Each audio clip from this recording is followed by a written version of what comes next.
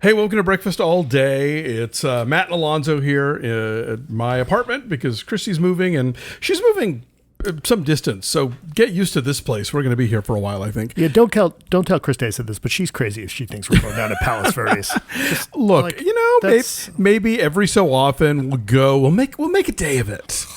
We'll go to the beach and do some shopping. Yeah, it's a bit of a haul, especially given where your office is. So Yeah. Yeah. Anyway, so we had to come back today to talk about Godzilla King of the Monsters. We were here earlier this week to discuss Rocket Man and the Perfection, but the all media for Godzilla wasn't until what? Wasn't Wednesday? that night? Was Wednesday. Okay, so yeah. I didn't see it till Wednesday. Gotcha. All right, good. Well, so I'm glad we can catch up. So this is a follow-up to the 2014 Godzilla and to Kong Skull Island? Yes. As part of the Monsterverse is what they're calling it? Yeah, I mean, in case it hadn't been clear from Skull Island, because they reference Skull Island a bunch in this movie. They mention it 3 or 4 times. So we're going to get, and we know this too. We know we're going to get a King Kong versus Godzilla in a couple of years. I saw some schedule that looked like the Marvel schedule with like the next 10 films. Was that made up or a real thing? I don't know. Maybe it was made up. It was like Mothra and Destroy All Monsters and da-da-da. And I don't know if it was real or not. Which they seem to pull something. Anyway, I thought that there was another reference to Destroy All Monsters in this one, but there's a lot. So there's 17 Titans now. Yes. Yeah, it's crazy. We get that. We don't see necessarily all of them, and they certainly don't name all of them, but we get a bunch. So we get, of course, Godzilla and Rodan and Mothra and King Ghidorah. Yep. Any else that have names? Those are the main ones. Those are the main ones with here. Yeah, I cannot wait to see Mechagodzilla. That'll be awesome. But yeah, so this one similar to the other Godzilla movie. This one takes a little while to get going. Not quite as long to get. I was going to say not the way the last one did. No, but it still does. You got to sit. You got to kind of wait a bit before you start getting some awesome, monster v monster action. But boy, when it does, it's pretty good. It's pretty good fight scenes. It's pretty fun. This is a, kind of campy, dopey movie. When they try and get serious and add some drama, you're like, I didn't mind the drama, but I didn't mind the drama in an Irwin Allen movie kind of way. Yeah. I felt like, okay, we hired this legit cast. We'll give them just enough to do so they're not completely spinning their wheels. And I have to say, Millie Bobby Brown is giving a performance. When she's she's on screen, this is suddenly a movie about a family in crisis. Yeah, she is. Although I will say, and this is probably more on me than anything else, it is a little bit weird casting to put her in there because I kept thinking I wonder what 11 would do to look, to Godzilla. Stop typecasting people. She's an actress. She can do lots of things. No. She is a psychic with mental powers, and she could make King Ghidorah go to the upside down. That's like saying Vera Farmiga is only Norma Bates or whatever, Yes, that's true. Anyway, I like this movie a lot more than a lot of my peers, it would appear. I had a blast, and I grew up with these movies. I don't want to relitigate the 2014 Godzilla, but this was, for me, the kind of kaiju movie I want to see, which was, I felt like, the monster on monster stuff may take a moment, but you get enough goodies before then. Oh, yeah.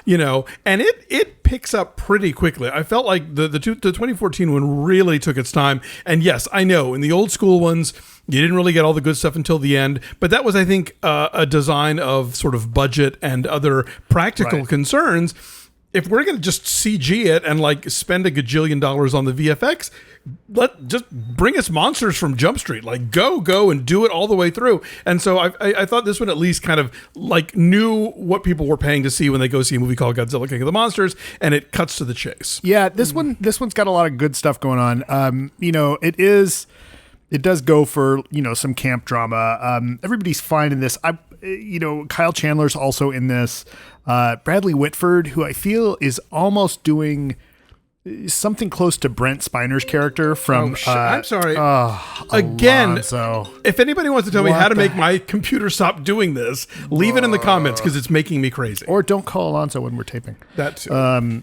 Well, you have to put your phone on. When I do, it still does it on the laptop. But I'll put it on just to make you happy. Anyway, you were saying. Anyway, I think that Bradley Whitford's character and kind of his performance is close to Brent Spiner in Independence Day. Like, it's a little like. He's taking the piss a bit, yes. And it's almost like he's right at the edge of being in a different movie, right? Like I almost expected him to be in kind of Steven Seagal hippie clothes, right? Showing up in this, like he's got such a weird vibe. And the other thing too is when and you see this in the trailer when when Chandler goes God and Whitford goes Zia. I'm like, that is so stupid. But you've got like Zhang Ziyi and O'Shea Jackson Jr. and I don't know. I mean, like who shows up for one scene as the senator? It's like, is it like the actress from Baghdad Cafe, Yeah, what's her name? Now I'm looking it up because that's the one person. Her, I mean, Sally Hawkins is back. Charles Dance is Ken Watanabe's back. Right, Charles Dance needs to be twirling his mustache. He was a better villain in The Golden Child, but he's fine. Strathairn shows up again. Yes. I kind CCH Pounder. CCH Pounder. Thank you. I liked how. There are, if you feel like looking for them, and this is a thing that's a recurrent motif throughout the series, or throughout a lot of the series, there are sort of real world geopolitical and environmental issues being tackled here. They're basically, this is a movie about biodiversity. This is a thing like, you wipe out one species and there's other that's going to create an imbalance and it's going to screw everything up. It's a movie about the military going after the wrong enemy. Like, there's a lot of things you could look at there if you feel like it.